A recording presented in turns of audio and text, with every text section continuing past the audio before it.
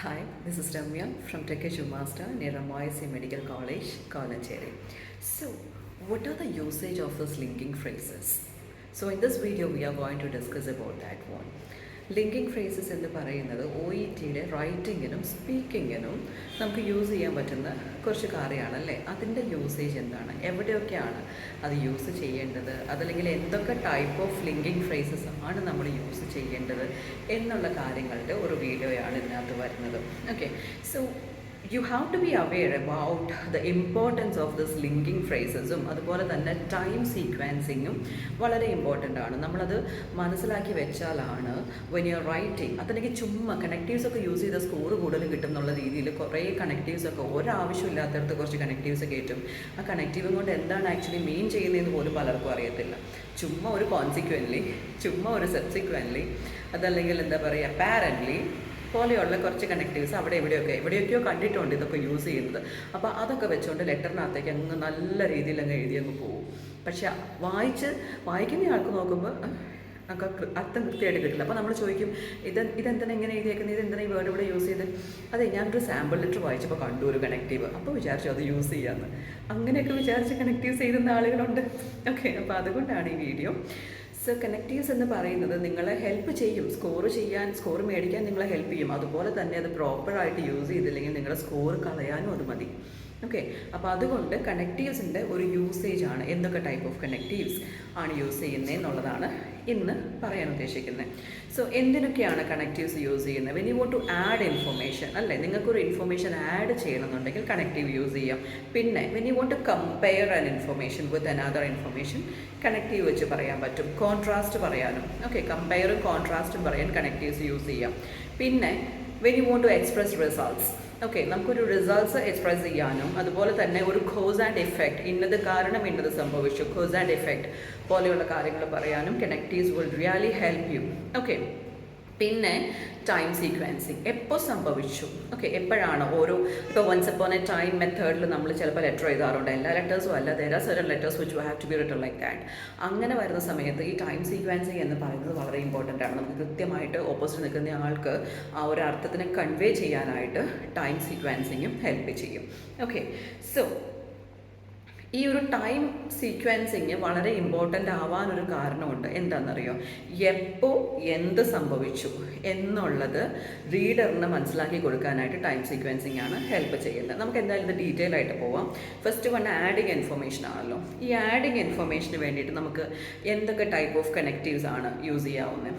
Additionally, in addition, അല്ലേ, in addition to പോലെയുള്ള കാര്യങ്ങൾ ഇൻഫർമേഷൻ ആഡ് ചെയ്യാനായിട്ട് ഹെൽപ്പ് ചെയ്യും.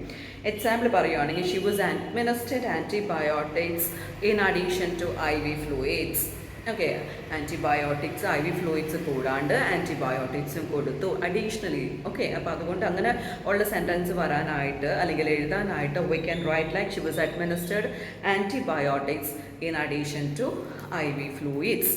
ഓക്കെ, പിന്നെ വരുന്നത് കമ്പയറിങ് ആൻഡ് കോൺട്രാസ്റ്റിംഗ് ആണ്. ഓക്കെ, കമ്പയറിങ് ആൻഡ് കോൺട്രാസ്റ്റിംഗ് എന്ന് പറഞ്ഞാൽ എന്താ? നമുക്കൊരു ഇൻഫർമേഷനെ കമ്പയർ ചെയ്യുകയും ചെയ്യാം, അതുപോലെ തന്നെ അതിൻ്റെ ഓപ്പോസിറ്റ് ആയിട്ട് നമുക്ക് കോൺട്രാസ്റ്റ് ആയിട്ട് പറയാം, ഹവ്വർ വെച്ചിട്ടല്ലേ.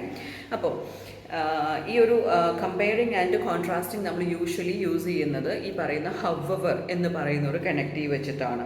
അത് ഡീറ്റെയിൽ ആയിട്ട് പറയാം. പിന്നെ ഒരു expressing results. Okay, expressing results പറയാനായിട്ട് നമ്മൾ എന്താണ് പറയുന്നത്? ആസ് എ റിസൾട്ട് പറയാം, അല്ലെങ്കിൽ കോൺസിക്വൻ്റ്ലി, തൽഫലമായി. ഓക്കെ, കോൺസിക്വൻ്റ്ലി എന്ന് പറയുന്നത് അപ്പാരൻ്റ്ലി പോലെയുള്ള കാര്യങ്ങൾ അല്ലെങ്കിൽ പോലെയുള്ള വേർഡ്സ് നമുക്ക് എക്സ്പ്രസിങ് റിസൾട്ട്സിന് വേണ്ടി യൂസ് ചെയ്യാം. പിന്നെ ടൈമിങ്ങും സീക്വൻസിങ്ങിനും വേണ്ടിയിട്ട് കറൻ്റ്ലി, അല്ലേ, at present, currently, prior to admission, അതല്ലെങ്കിൽ എന്താ പറയാം, പ്രയർ ടു ഡിസ്ചാർജ് വേണമെങ്കിൽ പറയാം, അല്ലെങ്കിൽ പ്രയർ ടു ഓപ്പറേഷൻ പറയാം, ഓൺ അഡ്മിഷൻ പറയാം, സിക്വൻ്റ്ലി നമുക്ക് പറയാം. ഓക്കെ, ഇങ്ങനെയുള്ള കാര്യങ്ങളാണ് നമുക്ക് ടൈം സീക്വൻസിങ്ങിന് യൂസ് ചെയ്യേണ്ടത്.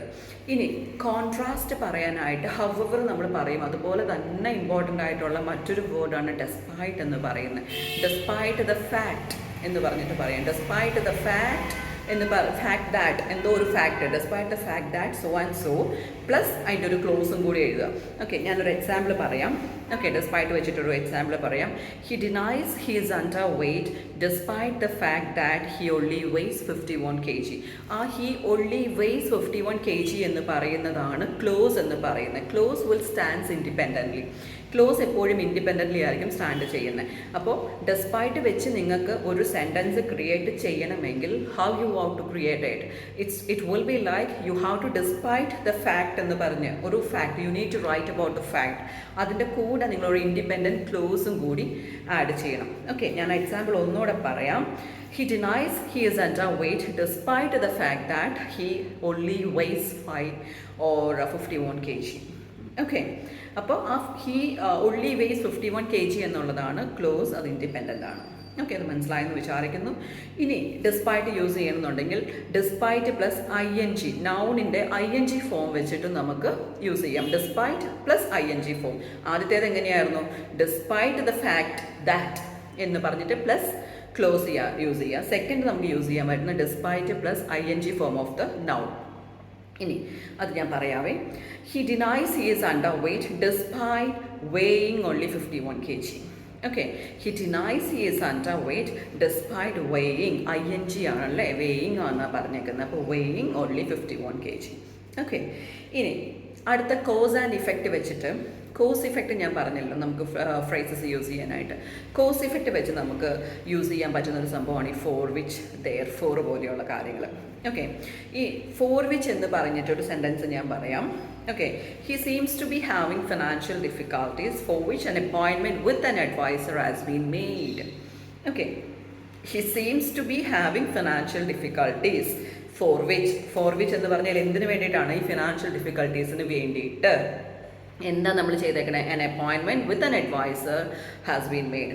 ഇതുപോലെ ക്ലിയർ ആയിട്ട് അർത്ഥം വരുമെങ്കിൽ മാത്രമേ നിങ്ങൾ ഫോർ വിച്ച് എന്ന് പറയുന്ന സംഭവം, അതല്ലാണ്ട് എന്ത് പറഞ്ഞു കഴിഞ്ഞാലും ഫോർ വിച്ച്, ഏത് സെൻറ്റൻസിൻ്റെ അകത്ത് ഫോർ വിച്ച്, ഒരു മെഡിസിൻ, ഒരു കണ്ടീഷൻ, എവറിത്തിങ് ഫോർ വിച്ച്, അങ്ങനെയല്ല. ആ ഫോർ വിച്ച് എന്ന് പറഞ്ഞാൽ എന്തിനു വേണ്ടിയിട്ടാണ് എന്ന് അതിന് തൊട്ട് മുമ്പ് പറഞ്ഞിട്ടുണ്ടാവണം. ഓക്കെ, ഇനി വേറൊരു എക്സാമ്പിൾ പറയാം. She presented with a UTI for which antibiotics were prescribed. ഇവിടെ ഫോർ വിച്ച് എന്ന് പറയുന്നത് എന്തിലേക്കാണ്? UTIക്ക് അല്ലേ, UTIക്ക് വേണ്ടി ആൻറ്റിബയോട്ടിക്സ് പ്രിസ്ക്രൈബ് ചെയ്തു. ഓക്കെ, ക്ലിയർ ആയി എന്ന് വിചാരിക്കുന്നു. ഇനി അവോയ്ഡ് ചെയ്യേണ്ട കണക്റ്റീവ്സ് ഏതൊക്കെയാണ് എന്ന് ചോദിച്ചാൽ ഞാൻ പറയാം ഇൻഫോർമൽ കണക്റ്റീവ്സ്, അക്കാഡമിക് കണക്റ്റീവ്സ് പോലെയുള്ളത് അങ്ങ് അവോയ്ഡ് ചെയ്തേക്കാം. ലൈക്ക് എന്താ പറയുക, besides, however is okay, moreover, furthermore. നമ്മുടെ IELTSന് യൂസ് ചെയ്യുന്ന കണക്റ്റീവ്സ് അല്ലേ, IELTSന് യൂസ് ചെയ്യുന്ന കണക്റ്റീവ്സ് എല്ലാം എന്നല്ല ഞാൻ പറയണം. IELTSന് യൂസ് ചെയ്യുന്ന മിക്ക കണക്റ്റീവ്സും അക്കാഡമിക് കണക്റ്റീവ്സ് ആണ്. അതിനെ അങ്ങോട്ട് മാറ്റി നിർത്തുക. ഓക്കെ, ഇനി വേറെ കുറച്ച് കണക്റ്റീവ്സും അതിൻ്റെ യൂസേജും പറയാവേ. എലോങ് വിത്ത് എന്നുള്ളത് ഒരു ഫ്രേസ് ആണല്ലേ, ഈ ഒരു ലിങ്കിങ് ഫ്രേസ് ആണ് എലോങ് വിത്ത് നമ്മൾ യൂസ് ചെയ്യാറുണ്ട്. എലോങ് വിത്ത് നമുക്ക് എങ്ങനെ യൂസ് ചെയ്യാമെന്ന് ഞാനൊരു സെൻറ്റൻസ് വെച്ച് പറയാം. On vaginal examination cervical excitation was noted along with the tenderness in the right fornix. Okay, അപ്പോൾ ആ എലോങ് വിത്ത് എന്ന് പറയുന്ന അതിൻ്റെ കൂടെ ഇതും കണ്ടുപിടിച്ചു എന്ന് വരുമ്പോഴാണ് എലോങ് വിത്ത് എന്ന് പറയുന്ന കാര്യം നമ്മൾ യൂസ് ചെയ്യുന്നത്. ഓക്കെ, ഇനി കോൺസിക്വൻ്റ്ലി എന്ന് പറയുന്ന ഫ്രേസ് നമ്മൾ യൂസ് ചെയ്യുന്നത് എങ്ങനെയാണെന്ന് ഞാനൊരു എക്സാമ്പിൾ വെച്ച് പറയാം. The depth of periodontal pocket was 3.4 mm. Consequently, he has undergone extensive treatment for caries lesions and oral hygiene maintenance. Okay, അപ്പോൾ കോൺസിക്വൻ്റ്ലി എന്ന് പറയുന്ന വാക്ക് നമ്മൾ യൂസ് ചെയ്യുന്ന അതുകൊണ്ട് തൽഫലമായി എന്നുള്ളതാണ് കൃത്യമായിട്ടുള്ള അതിൻ്റെ മലയാളം വേർഡ്. ഓക്കെ, അത് കാരണം അല്ലെങ്കിൽ അതിന് വേണ്ടിയിട്ട് you have done something. Okay, അതിന് വരുമ്പോഴാണ് കോൺസിക്വൻ്റ്ലി എന്ന് പറയുന്ന ലിങ്കിങ് ഫ്രേസ് യൂസ് ചെയ്യേണ്ടത്. പിന്നെ കുറച്ച് ലൈക്ക് ലിങ്കിങ് ഫ്രേസസ് നമുക്ക് യൂസ് ചെയ്യാവുന്ന കുറച്ച് ലിങ്കിങ് ഫ്രേസസിൻ്റെ എക്സാമ്പിൾസ് തരാം. During hospitalization, that is like നിങ്ങൾ യൂസ് ചെയ്യുന്നതാണല്ലേ during hospitalization. Whatever happens, ആ ഒരു നഴ്സിംഗ് മാനേജ്മെൻറ്റിൽ നിങ്ങൾ നടന്ന കാര്യങ്ങൾ പറയാനാണ് തുടങ്ങുന്നതെന്നുണ്ടെങ്കിൽ ആ ഒരു particular paragraph can be start like that during hospitalisation അല്ലേ.